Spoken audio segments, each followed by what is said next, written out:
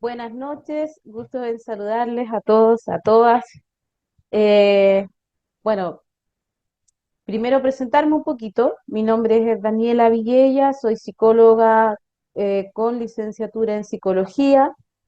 Actualmente me dedico al área clínica y también soy perito forense en peritaje penal, laboral y de familia y cuento con un postítulo en discapacidad intelectual.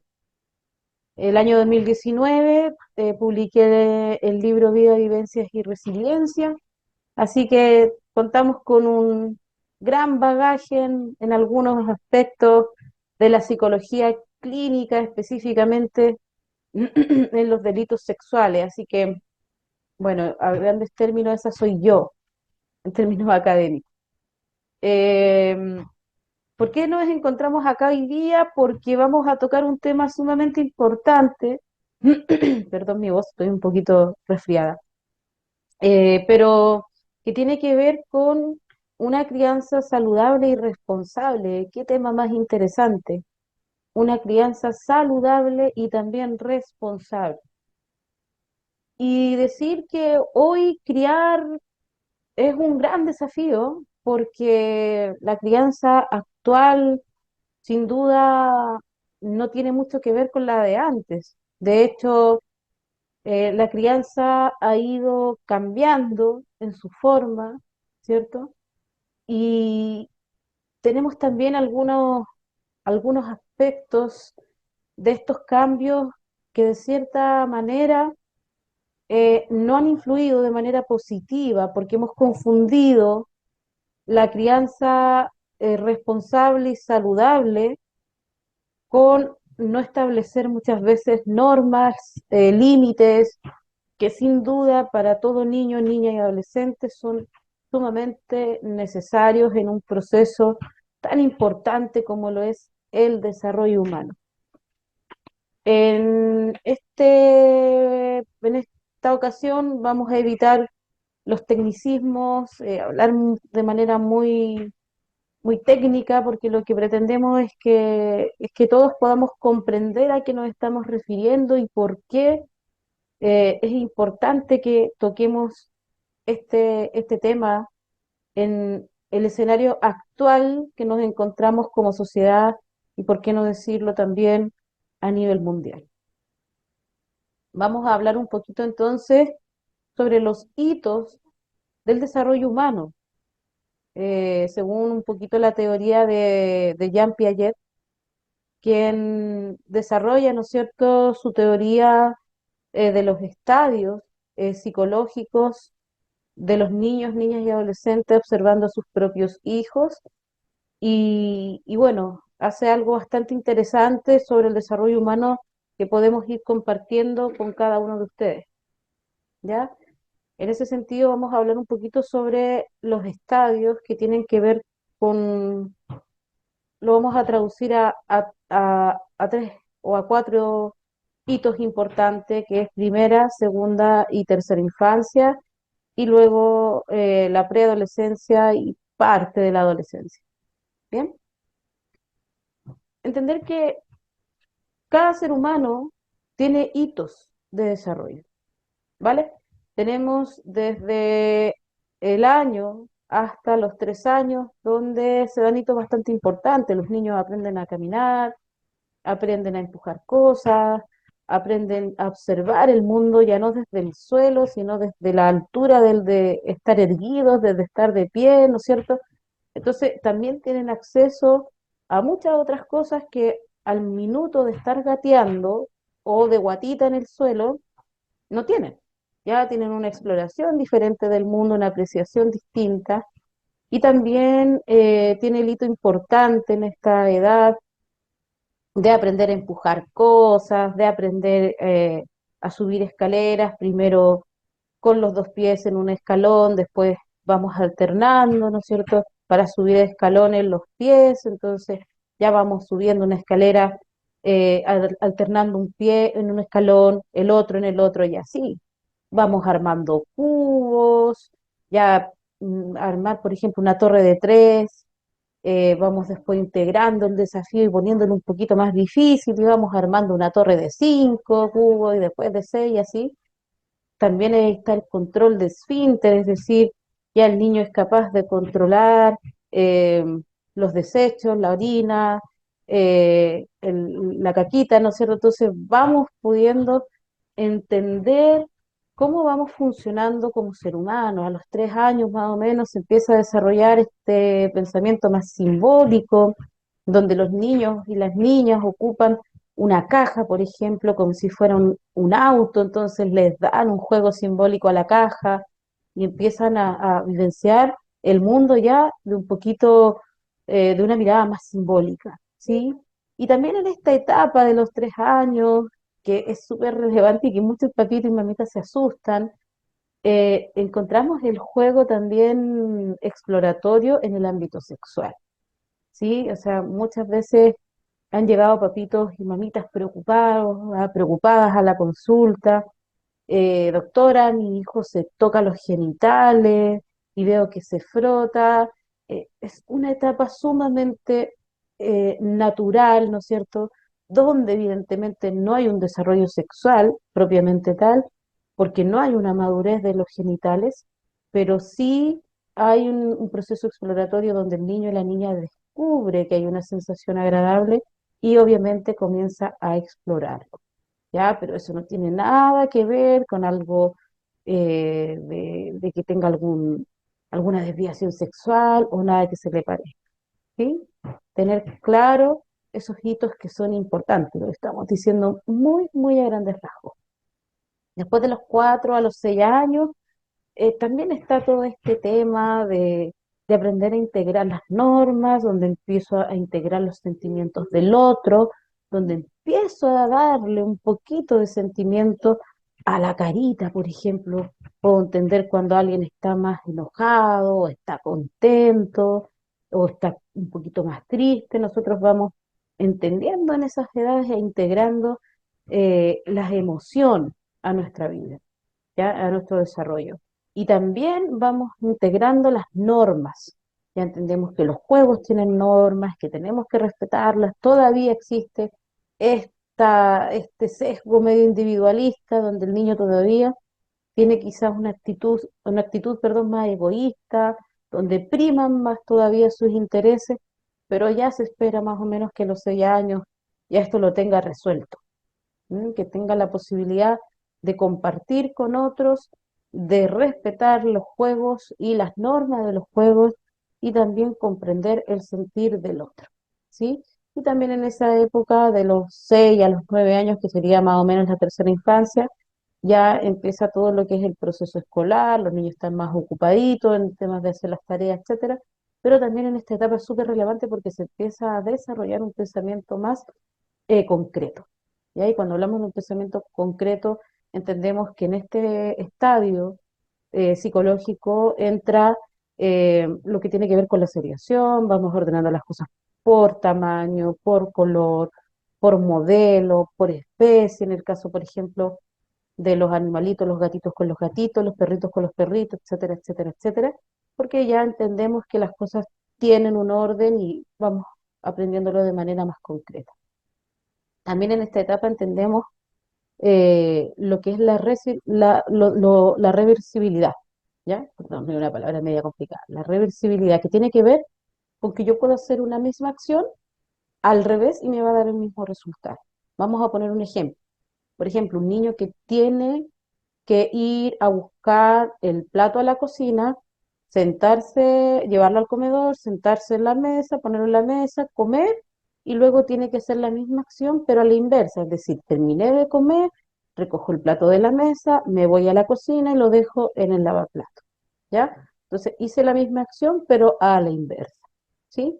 Entonces el niño va entendiendo que puede realizar una acción de una forma, luego de otra forma, al revés para llegar a un resultado, que es dejar el plato en el lavaplato, ¿vale? Que es también comer, etcétera, etcétera, etcétera. Entonces, vamos entendiendo que lo que puedo hacer de una forma, también lo puedo hacer de otra. Ya más o menos entre los 2 y los 14 años está la edad de la preadolescencia, donde este niño está dejando de ser niño para convertirse en adolescente. Entonces ahí también hay una crisis importante porque estamos saltando, ¿no es cierto?, ya de un pensamiento un poquito más concreto, aunque todavía se sigue manteniendo, vamos a pasar a un pensamiento más abstracto.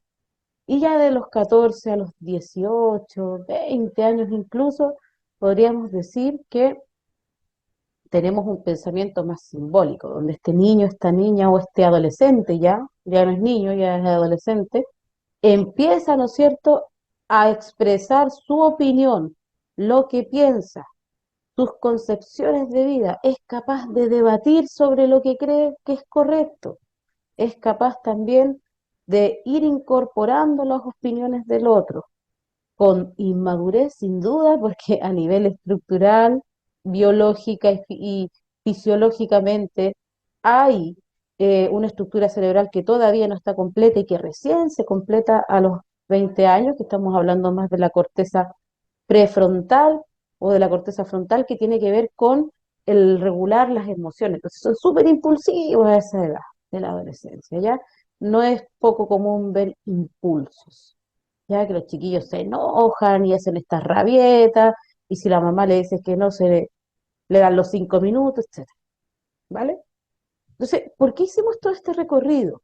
Y nos vamos a detener acá, porque obviamente vienen muchas etapas más, que la etapa de la adultez, el adulto joven, el adulto promedio, ya después el adulto medio y después ya viene la senectud o la tercera edad.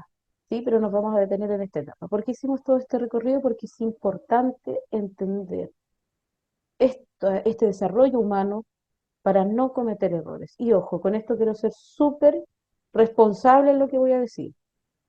No existe manual alguno que nos diga cómo ser mejores padres. Ninguno. ¿Por qué? Porque cada niño, niña y adolescente es un mundo distinto. No podemos criar a nuestros hijos de una misma manera porque no tienen todas las mismas necesidades. O sea, podemos estar dentro de un núcleo familiar, pero nuestros hijos pueden ser muy distintos porque tienen personalidades distintas, porque tienen caracteres distintos, porque tienen temperamento distinto, porque tienen intereses distintos. Entonces, tenemos que ir amoldándonos, ¿no es cierto?, a las necesidades de cada uno de nuestros niños, ¿ya? Pero vamos a hablar un poquito de la crianza saludable y responsable. La crianza saludable y responsable, que una de las cosas que hoy día nos están faltando, tiene que ver con el establecimiento de normas y límites, y también con el establecimiento de las negociaciones. Porque ¿qué tiene que ver con esto? O sea, nuestra legislación chilena no nos permite, y esto quiero ser súper clara, no nos permite castigar físicamente a ningún niño, ¿ya? Sin embargo, nuestra legislación chilena no nos impide quitarle el PlayStation, castigarlos con no ir a jugar a la pelota, etcétera. La legislación chilena tampoco nos dice que nosotros no podemos asignarle tareas a nuestros hijos, a nuestras hijas. Por ejemplo, ordenar su habitación. Por ejemplo, secar la loza. Por ejemplo, barrer el living comedor. Por ejemplo, limpiar el baño. Obviamente, a su edad, a una edad adecuada, pero otorgándole responsabilidades que va a tener que enfrentar cuando sea adulto. Y sin duda son responsabilidades por las que va a tener que pasar. Ya forme una familia o bien viva solo o sola, ¿sí? Entonces es entregarle herramientas que favorezcan su independencia. Es un regalo que nosotros como padres podemos hacer con nuestros niños y con nuestras niñas, desde chiquititos, ¿ya? Primero eso. Segundo, la comunicación. La comunicación es fundamental. Hoy día tenemos un gran enemigo, y digo enemigo porque hemos convertido una herramienta vital, como es la tecnología, en nuestro gran enemigo. ¿Y por qué decimos que lo hemos convertido en nuestro gran enemigo? Porque nos ha robado las instancias de conversación y de tiempo de calidad con nuestros niños, con nuestras niñas, para saber cuáles son sus necesidades, para saber cuáles son sus necesidades. No estamos hablando de cantidad de tiempo, estamos hablando de calidad de tiempo, porque yo puedo pasar todo el día en casa y no dirigirle la palabra a mi hijo o a mi hija y no preguntarle cómo estás y puedo decir, pero yo paso tiempo con mi hijo, sí, sin duda, pero ¿es un tiempo de calidad? Entonces, en este caso, lo que necesitamos es que podamos comunicarnos con nuestros niños. Quizás a la hora del almuerzo, quizás a la hora de tomar once, quizás a la hora del desayuno. Por ejemplo, eh, ocupar esos espacios, tomar atención a lo que ellos nos quieren decir sin estar mirando el teléfono. Porque hoy día todo el mundo o la gran mayoría de las personas se sienta a la mesa con el teléfono en la mano o con el teléfono al lado. Entonces, ¿dónde está el tiempo de calidad que podemos sacar en esa instancia como familia? Sí, es que mi hijo adolescente no me habla, es que mi hijo adolescente no se expresa, es que no me dice qué le pasa.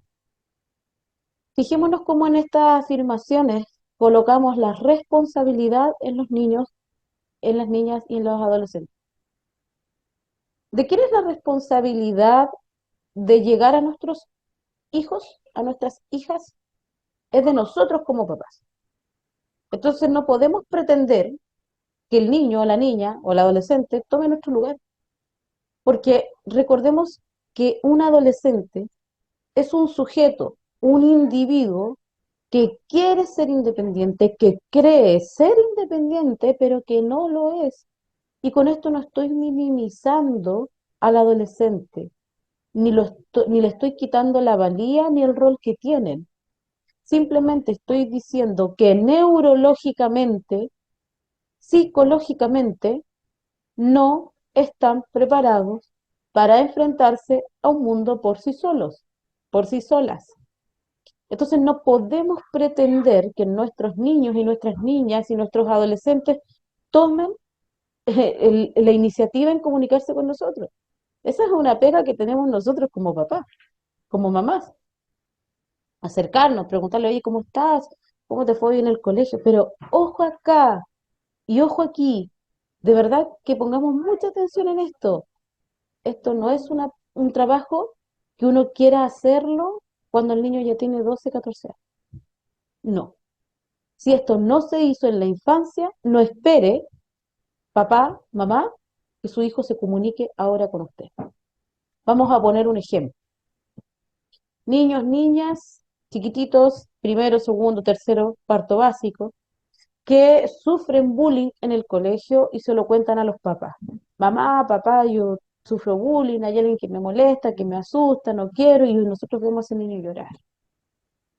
¿Qué está esperando ese niño, esa niña? Primero, ser contenido. Segundo, que el papá le brinde herramientas para enfrentar la situación, sin duda.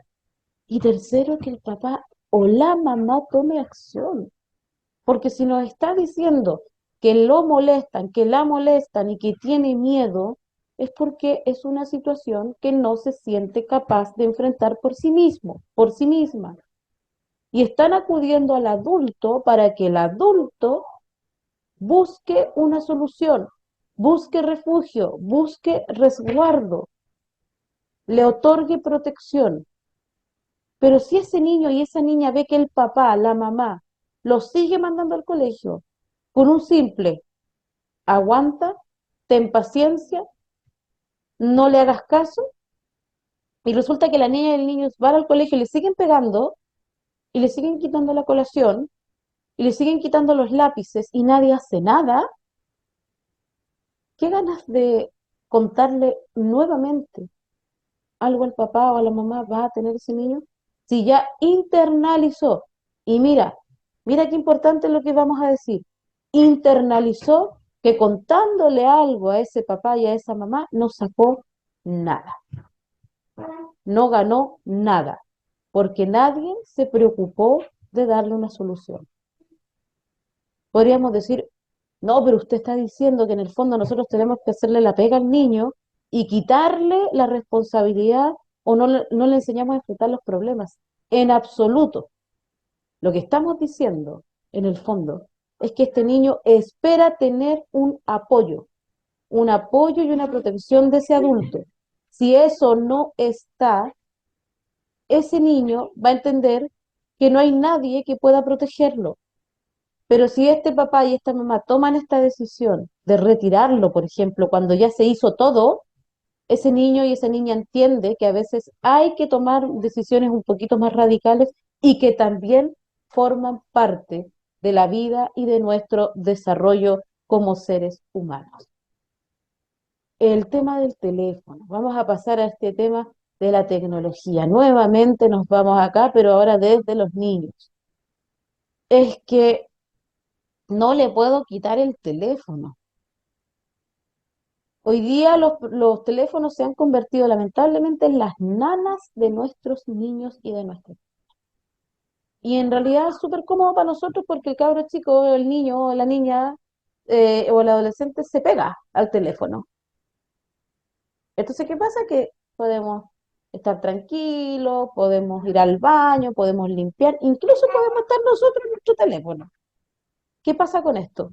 Que en el fondo le vamos creando al niño un mundo virtual e irreal y además se mueren la cantidad de estupideces que nuestros niños van adquiriendo en algunas redes sociales que tienen de estos videos cortos donde aparecen una serie de tonteras que niños chiquititos ven y que no son capaces de filtrar y decir, ¿sabes qué? Esto es una tontera, no es cierto, es un video, una cosa de la producción, una cosa que no tiene ni pies ni cabeza, que es un chiste.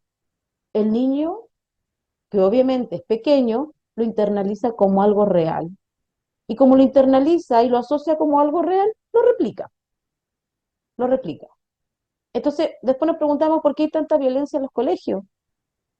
Porque en estos videos cortos, y no voy a hacer alusión a ninguna red social porque capaz que me troleen después, pero en estos videos cortos vemos videos de infidelidades, de violencia, de golpes, y por qué no decir de retos, lo que diríamos en Chile, desafíos que los niños imitan. ¿Y cuántas noticias nos hemos recibido de niños que lamentablemente han muerto cuando han visto estos retos, los intentan hacer y no les resulta como estaba en el video? Y terminan con quemaduras graves y terminan algunos en la muerte. Entonces, qué importante es poder regular el uso de los dispositivos electrónicos. Es que no le puedo quitar el celular porque si no le da pataleta. Por supuesto, pero no podemos pretender que ya si lo tenemos 2 años, 3 años, pegado a la pantalla del celular después que llegue al colegio, eh, dejárselo una hora. No, eso se hace cuando decidimos entregarle un dispositivo electrónico a un niño, a una niña o a un adolescente. ¿Cuál es el tiempo apropiado? Media o una hora máximo al día. Pensemos que son niños y niñas y adolescentes que están en un desarrollo cerebral permanente. Es un cerebro que no está completo, es un cerebro que está en pleno desarrollo. Por lo tanto, es fundamental que las pantallas sean controladas y por ende el contenido que nuestros niños y niñas ven, ¿ya? Porque después, entonces, no nos vamos a poder quejar porque hay tanta violencia. Ahí está la razón, ahí está la razón. Por último, no quiero que el niño se frustre. La crianza hoy día, a la que muchos llaman la crianza de cristal, sí, lamentablemente es así. ¿Por qué? Porque en el fondo no hemos aprendido a ponerles límites. Entonces, que yo quiero que mi hijo siempre esté feliz. Papá, mamá, señora, señor. Cuando su hijo sea adulto, no va a estar siempre feliz. No quiero que se frustre. La frustración es parte de la maduración. O sea, el día de mañana que ese niño, esa niña llegue a un trabajo y las cosas no le resulten como quiere, se va a frustrar y lo van a echar o va a renunciar al trabajo. Entonces, déjelo que se frustre y permítale que en esa frustración también resuelva, porque si le damos todo en bandeja, le estamos haciendo un daño tremendo porque no le estamos entregando herramientas de afrontamiento de problemas y resolución de conflictos. Por lo tanto, cuando ese niño, esa niña vaya a un trabajo y haya llegado tarde y el jefe lo retó o la retó, se va a sentir tan mal que en el fondo se va a terminar poniendo a llorar y a lo mejor se va a sentir lo peor del mundo por haber llegado tarde porque lo retaron. ¿Por qué? Porque nadie le enseñó que la frustración y la tolerancia es algo que se trabaja y se trabaja desde pequeño. Entonces no podemos pretender ya teniendo un adolescente de 15, 16, 17 años que venga a controlar la frustración si nunca se lo enseñamos. Es que yo no quiero que el niño se vea afectado de ninguna manera y que crezca con un trauma. No enseñarles herramientas, estrategias de afrontamiento de conflictos, de resolución de problemas, tolerancia a la frustración, tolerancia para resolver estrategias de resolución, es hacer crecer a un niño con un trauma. Y vamos a tener un adulto incompetente para poder desarrollarse en esta vida, en este mundo, en el mundo adulto, donde las cosas no siempre son como queremos, donde las cosas muchas veces o la gran mayoría de las veces nos salen al revés de lo que planeamos. Entonces es sumamente importante que entendamos que la crianza saludable tiene que ver con la negociación. Ok, de acuerdo, ¿quieres eh, que te compre, por ejemplo, el Play 5? Ok, mira, hagamos algo. Eh, ¿Qué tal si te pones a hacer, un niño, estamos hablando de un niño más grande, 10 años, o me ayudas a hacer, 8 años, 7 años, me ayudas a hacer eh, quequitos, pasteles, y los vendemos? O hacemos empanadas y vamos juntando. Te estamos enseñando el valor de las cosas, el valor de la responsabilidad, el valor del trabajo. Estamos explotando al niño porque el niño está revolviendo la crema del pastel. Qué cosa más absurda. Le estamos enseñando a ganarse la vida por sí mismo. Si usted mandase a su hijo a trabajar, a pedir plata al centro y no lo manda al colegio, usted está vulnerándolo. Porque el niño tiene derecho a estudiar y a desarrollarse. La responsabilidad de trabajar son de los padres. Pero si usted le pide ayuda a su hijo para generar una fuente económica donde el niño además la pasa bien y más encima está aprendiendo el valor del esfuerzo, usted está siendo un hombre y una mujer de bien. Usted está formando un hombre y una mujer de bien. No, es que yo voy a llevar a mi hijo a cortar el pasto. Maravilloso. Es que le voy a enseñar a mi hijo a podar las rosas. Maravilloso. Porque le estamos dando herramientas para ser autovalente, ¿sí? Es que no quiero que el niño esté triste, es que no quiero que el niño se frustre. Déjelo. Volvemos a repetir las mismas expresiones de recién. Déjelo que se aburra, déjelo que se frustre, deje que encuentre herramientas por sí mismo para resolver. Hace unos días escuchaba algo muy simpático que me pareció excelente, de niños que se aburren, mamá estoy aburrido, mamá estoy aburrida. Entonces se les hacía un tarrito y se les pedía que en ese tarrito escribieran ideas, ideas de cómo poder enfrentar ese aburrimiento. Y ya habían de todo. Andar en bicicleta, jugar a la pelota, jugar juegos de mesa, pintar, dibujar, bailar, saltar la cuerda, hacer deporte, jugar con mis amigos, ayudar a la abuela, ayudar en la cocina, etcétera, etcétera. O sea, había un montón de cosas, se mueren la cantidad de cosas que salieron. Entonces, no son solamente las pantallas la solución, es la solución más rápida para nosotros como adultos y para ellos como niños, pero no es la mejor solución sin duda. Finalmente, decir que es importante que como papás tengamos las puertas abiertas a escucharlos, a no estar reprendiéndolos siempre, a darles ideas, no sobre reaccionar. Mamá, me gusta un niño o me gusta una niña. Tenga por seguro que ese niño o esa niña jamás le va a volver a contar. Si usted sobre reacciona y prácticamente le da un soponcio porque le gusta una niña y un niño, y más encima lo reta, ese niño jamás en su vida le va a volver a contar algo. Entonces, aprendamos, aprendamos a comunicarnos.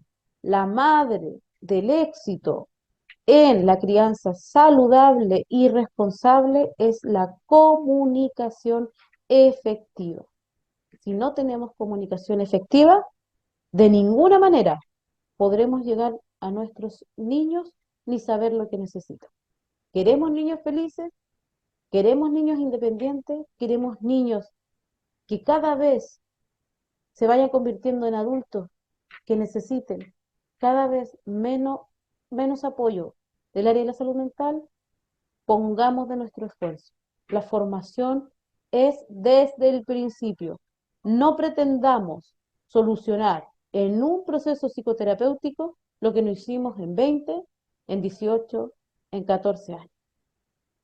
Tratemos de ir poniendo atención que el trabajo, que la tecnología y que el tiempo, que hoy día cada vez es más corto, no nos robe el maravilloso privilegio que tenemos de ser padres.